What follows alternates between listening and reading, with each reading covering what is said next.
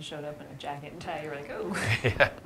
you're not from here. Welcome, everybody. It is Business Monday here in the Navigant Credit Union Broadcast Center, and we are here, special guest, maybe the highest ranking person in the entire Imperial Rhode Island government, the food czar. Food czar. Is it with a C or a T? I know there's two ways. Ooh, I don't know. Yeah. Yeah, well, I'll say C. Sue Anderbois. Anderbois. Welcome, everybody, to Business Monday. We're here at GoLocal Live in the Navigant Credit Union Broadcast Center. I'm Josh Fenton. This is Sue Anderbois. She is the food czar for the state of Rhode Island. I believe it's the highest ranking. I believe the governor answers to you. Czars are higher than governors. The coolest name for arguably the coolest job. You just sit around and eat pretty much all day, correct? I would be doing that either way. But yeah, it's definitely the best job in state government, probably the best job in Rhode Island. Excellent. Talk about, this is a new position that started maybe About right? 2.5 years ago. 2.5 years ago. Mm-hmm. And it really is to put some supercharge into the emerging food industry here in Rhode Island, not just restaurants, but all sorts of complexities within the food industry. Talk a little bit about the scope of what you're trying to do. Yeah, so the scope of what we're trying to do, it's a little bit twofold. So one was having somebody who's on point who could kind of look across the different agencies of state government and say, hey, if we're going to do this, we need to, everybody has their different notes they sing. We're all going to sing off the same sheet of paper. So you mean everybody from agriculture, to DEM, to health, to DBR. Commerce, DBR, Right. Getting us all on the same page. And part of it then was creating, okay, what is that piece of paper we're singing off of? So we developed the state's first ever food strategy, Relish Roadie. You can find it on relishroadie.com. And it's everything from agriculture and fisheries and how we help grow and support those industries, how we connect them to new markets. We also look at food waste. We look at the climate for food business here in the state, as well as food insecurity issues. So really trying to look at the food system as a whole. And what have you seen? You came out with a report maybe a year ago? Mm-hmm. Yeah. Yep. And how has the report been working and being implemented? And what are you starting to see some benchmarking and some outcomes? Yeah, so the report came out, Relish Roadie, just about a little more than a year ago.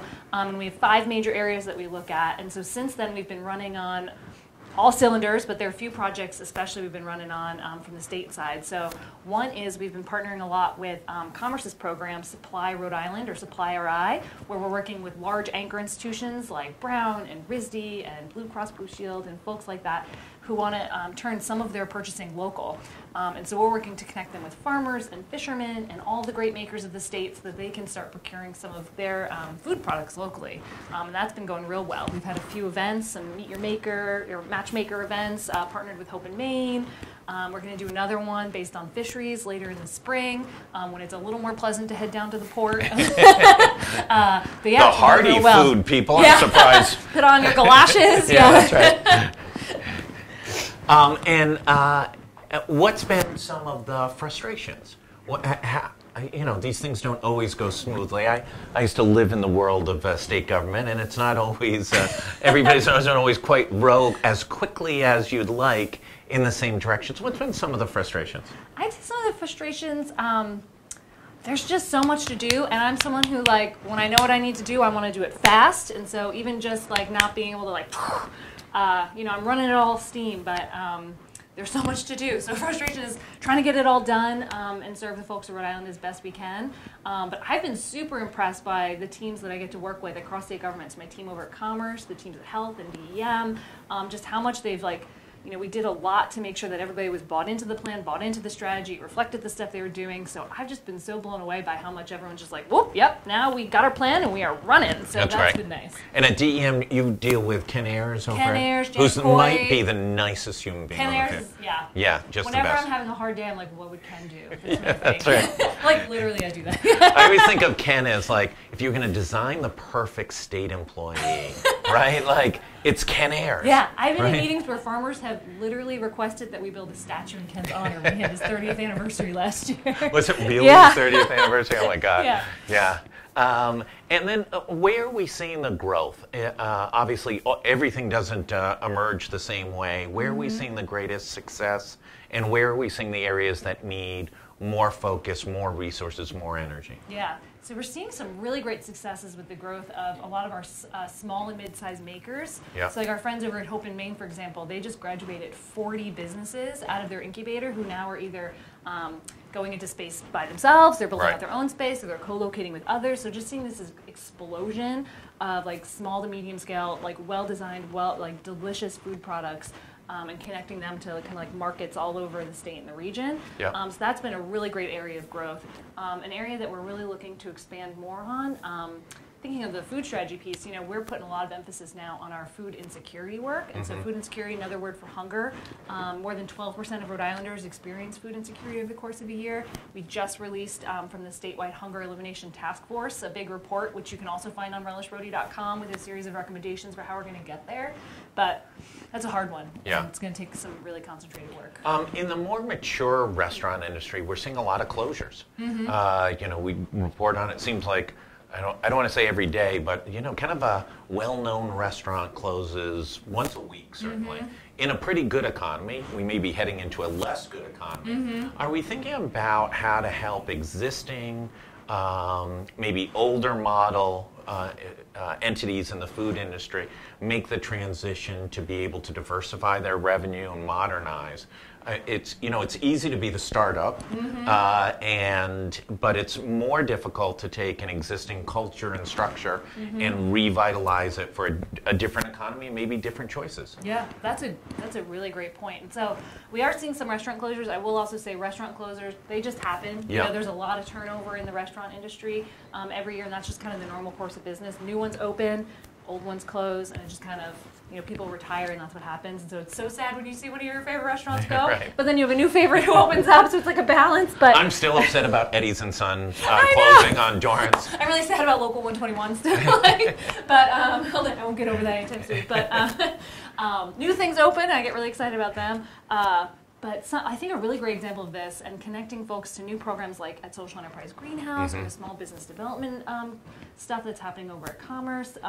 I think a great example of this is actually Wright's Dairy Farm up in the northern part of the state. So they've been a dairy farm for a long time. A gazillion years. Yeah, a gazillion years. They've been They here predate forever. Ken Ayer. Yeah, That's they how were here long before it's been. Ken. Yeah. But then, a few years ago many years ago they made a pivot to do more baked good and have a bakery. So it's not just a dairy. They use all of the milk they use a lot of the milk that they have from their cows, turn into baked goods, and now they're maybe trying the best to frosting in the world. Yeah, and it doesn't get more local than that. Their cows are literally 10 feet away, right. and they're taking that milk, turning it into your frosting, and now they're doing other stuff making ice cream and doing stuff like that, seeing okay, maybe just having doing fluid milk for dairies is a tough business. Let's see how we can innovate and continue on. And I think they're one of the, and it's, as the younger generations come in, they're coming up with new ideas and kind of cycling through. I think one of the younger generations going through the Social Enterprise Greenhouse Food Accelerator programs, it's, making sure folks see, okay, there's, we can evolve and we can keep going.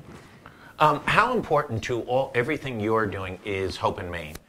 We've had so many graduates of Hope in Maine come in here and talk about their new small business and them fighting to get some distribution and things like that.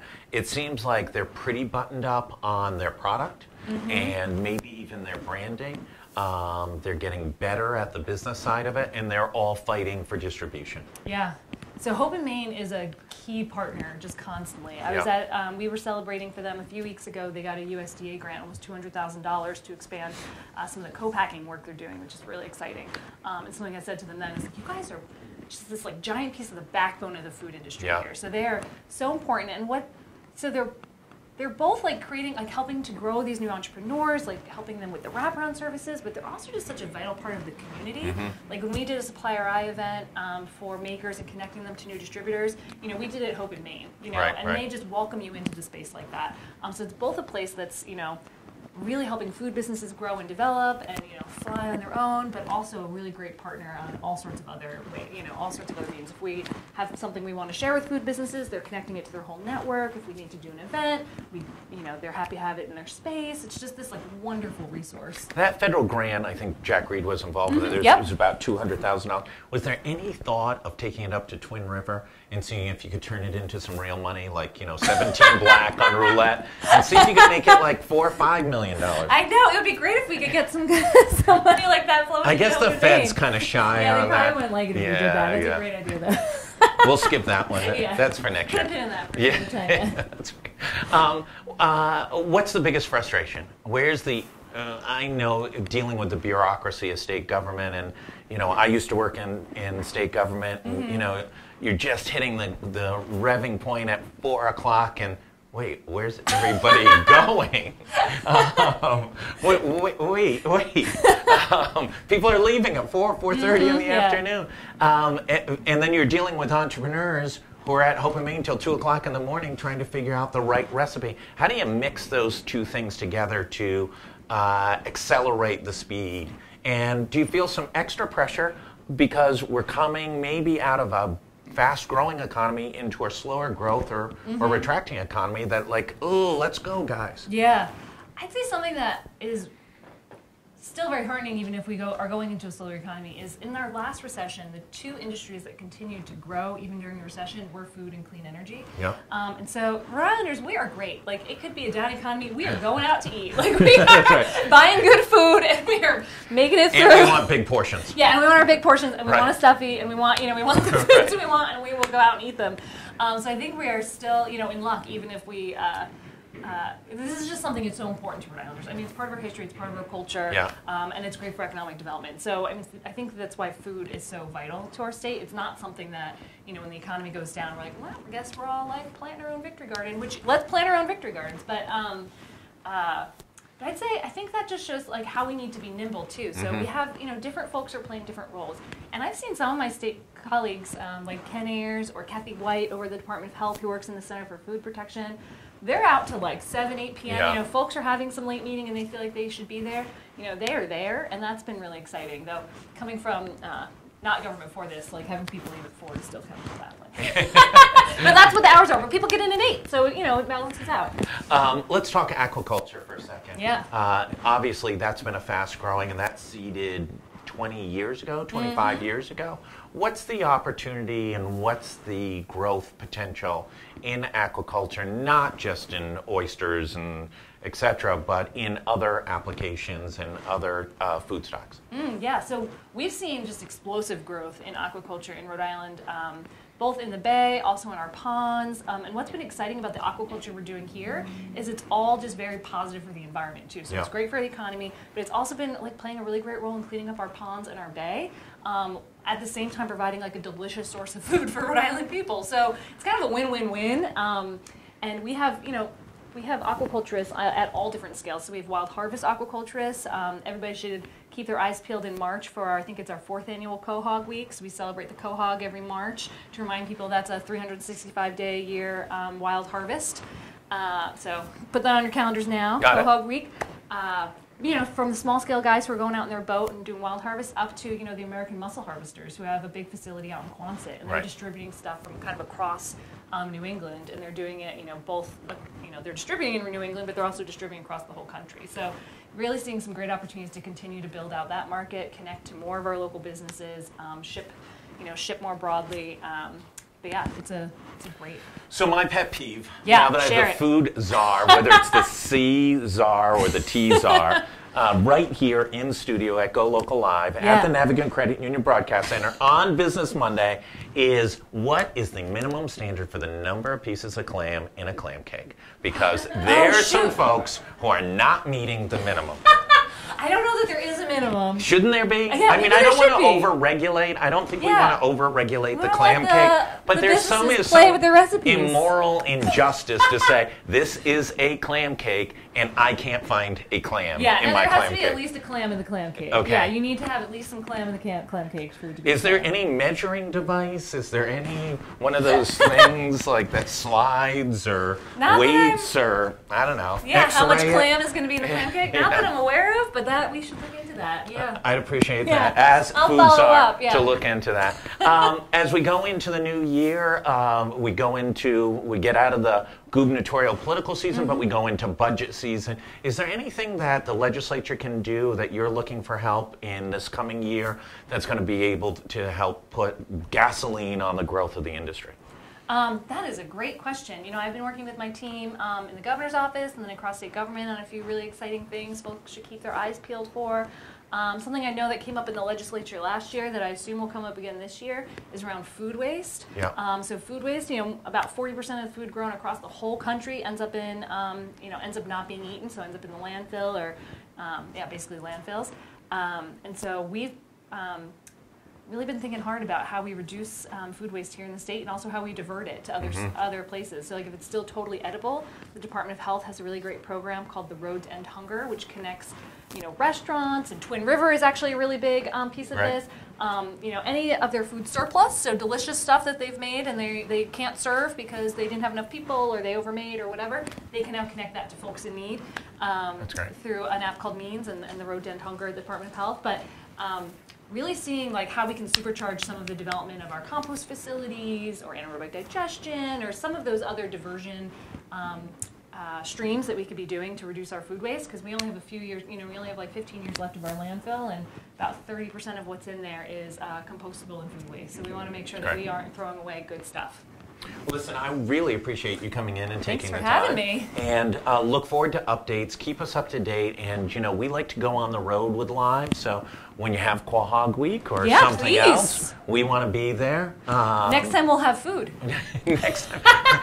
You know how excited everyone here was that the food czar is coming to the studio, and she comes with nothing. Absolutely positive. Next time there'll be food, Except for, what did you bring? I brought a copy of the food strategy. A copy of the food strategy. And you know how delectable a public policy document is late in the afternoon. Yeah, really tied you over for dinner. Yeah, that's right.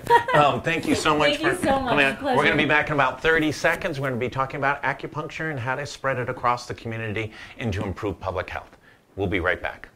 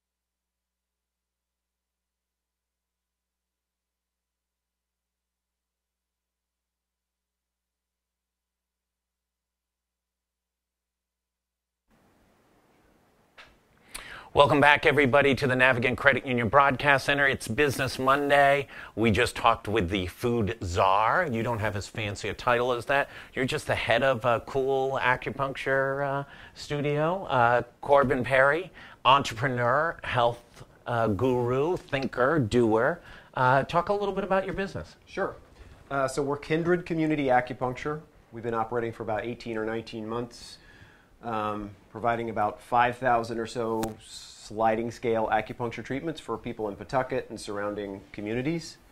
We're part of a national cooperative of community acupuncture clinics, which I helped start about 10 years ago. And so we developed a kind of a high volume, low cost model to make it accessible for most people. Yep. To get treatments and to get healthy and stay healthy together. And when you say, high volume, you're not talking drive-through window per se. No, but we're not against that. Acupuncture is very mobile, very... talk a little bit about it. I think everybody knows a little bit about it, but 90% of the population, I guess, don't know a lot about it and don't know how it's used, when it can be used, and what some of the issues are related to healthcare coverage and aspects like that. So walk us through it. Yeah, so I'll say something about that, but I feel like it's important to say at this point that it turns out if you make acupuncture affordable and kind of easy to access regularly, then nearly everyone wants it and nearly everyone benefits from it. Whereas we've kind of been trained in the United States to think of it as kind of a luxury spa treatment, which of course historically is not at all how it was used. As you said, it's very mobile, it's not very labor intensive, it uses very easy to access and cheap supplies, needles, which need to be designed well, cotton balls. But in terms of what to understand about acupuncture, it's part of Chinese medicine, and it's a comprehensive medical system that helps your body do everything that your body knows how to do, everything that your body knows how to heal from. The acupuncture helps it do better. So injury, stress, keep going down the list. Yep. Let's start with stress, in that so many of our modern illnesses and conditions are, if not caused by stress, at least related to it, right? And one of the beautiful things about acupuncture is its profound influence on your nervous system, and therefore kind of helping your body to be able to recover from stuff faster. So yeah, stress, injuries, getting blood flowing, helping with inflammation, so all the kind of inflammatory conditions that many people, especially kind of middle-aged, especially women, are experiencing now, including endocrinological things, all those kind of inflammatory symptoms, acupuncture is really good for, including digestive stuff and respiratory things, insomnia. I love treating people with headaches and migraines because it's almost always a game changer for people. Really. You could go down the line. When does it not work? Right. It doesn't work very well if you're not able to get frequent and regular treatments. That's not true for everyone. Some people, especially if you're young and otherwise healthy, can get a single treatment and have something really switch, really kind of shift in their body, and on they go, and maybe I'll see you next year when I break my wrist, whatever. Right. But for most people, it's about getting kind of regular and frequent treatments. And also, obviously, emergency situations where you need more intense medical intervention. Right. And we're obviously not prohibiting people from doing that. We're encouraging people to do that where it's necessary. So if I got my arm cut off on a table I don't saw, want to see you. You're not going to treat me with. No. You're thinking maybe Rhode Island Hospital. That's correct. Okay. I sprained my ankle, but I sprained my ankle. I've got inflammation. Is acupuncture going to give me some relief, assistance? Really useful in the short run and the long run. Yeah. Really useful for the pain and the inflammation, again, right off the bat, and then just keeping things flowing and helping your body heal completely. So often, again, depending on our age and our other health conditions, we don't heal completely from these things. Right. And they contribute to other illnesses down the road. So why is there acupuncture has been in the United States for 30 years at some level of commercial usage. Yes. Yeah. Why isn't there an acupuncture branding campaign? Why aren't we seeing a Super Bowl ad? We see enough healthcare advertising. How can acupuncture educate the marketplace in a bigger and better way? I think that's a profound question, and what we're trying to do, this national cooperative that I'm talking about, which is called the People's Organization of Community Acupuncture, is less about branding, but we're not against that, and more about kind of access. And we're talking neighborhood by neighborhood. There needs to be a place where people can come and pay $15, if that's what they can pay on the sliding scale, for a treatment. And again, if that person feels better when they walk out, improves their health after 2 or 3 treatments, they're going to tell their neighbor, their coworker, their crazy neighbor, and they're going to bring them in. So in essence, that's the Are you branding. going for the crazy neighbor? Yes, Is that the target absolutely. audience? Yeah, excellent. Let's talk a little bit about the sliding scale business model. You know, rich guys like Brian over at Commerce. What's he going to pay on your sliding scale? He is fabulously wealthy. He summers in the Caribbean. I saw him there. I can prove it. What's he going to pay for a visit? So, so in our clinic, the sliding scale goes between $15 and $45.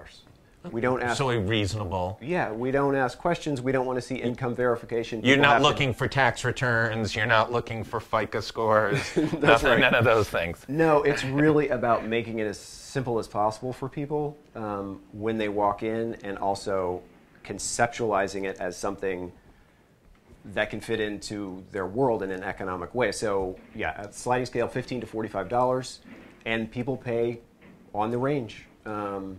People kind of decide, okay, you're telling me I need to get... What happens when the rich, cheap guy comes in driving the 7 Series BMW? Usually that person pays up at the top. There's frequently, you know, There's definitely exceptions. rich guys get to be rich because they don't. Right. Yeah. Let's keep going. Talk about how long is a treatment in most cases? Yeah, so for the first visit, we're going to sit down with you and do kind of a private intake. Yeah. That part is private. 15 minutes, lots of questions. Not so much. No? We want to know what you're experiencing, less about kind of the diagnoses that you've been giving and more your description of what's going on with your health. And obviously a kind of basic health history, and we're going to go over that stuff, and so that you know what to expect from a treatment. Then you're going to sit. Are you looking, though, you know, this is healthcare. Are you looking at the electronic health record? Do you want to see that? Do you want to? Well, we're keeping an electronic health record. We're not. You're not calling up their crowdsourcing with but it. you're not calling their primary and saying, "Hey, send over." Not in most cases. Okay. No. Where were we? How long? Yeah. So a first treatment, you're gonna, you know, after we sit down, we're gonna do a little bit of needling, Yep. and then you're going to find out that you can sit there in this relaxed state. You're probably getting sleepy right now. And you can stay really as long as you want. This is a kind of a difference between us and kind of spa acupuncture. Yep. We're not going to come in and turn you over and tell you when the needles will come out. It's really important that you kind of pay attention to the arc of the treatment. And for many people, that's really clear. They get really sleepy, get really heavy, and then at some point kind of pop up out of it. Start to feel a little antsy. That's it. Yep. And they catch eyes with the acupuncturist, and we take the needles out. So to answer your question, anywhere between 35 minutes on the very short side and an hour and a half. Some people come in and they go deep for an hour and a half. That's their best sleep. I like the nap. I like the nap idea even more than being the acupuncture. Come sleep with strangers. Yeah, that's right. Yeah. And then, how big is your facility, and where is it? So we're in Pawtucket, right at the edge of Providence, Yeah. North Main and Pawtucket Avenue. Yeah. Where the Newport Creamery used to be, near there? Job lot used to be? That's correct, right Yeah. in that area. We only describe things in Rhode Island by where something I'm used picking to that be. up. Yeah. Yeah. And I don't know, we probably 6,000 square.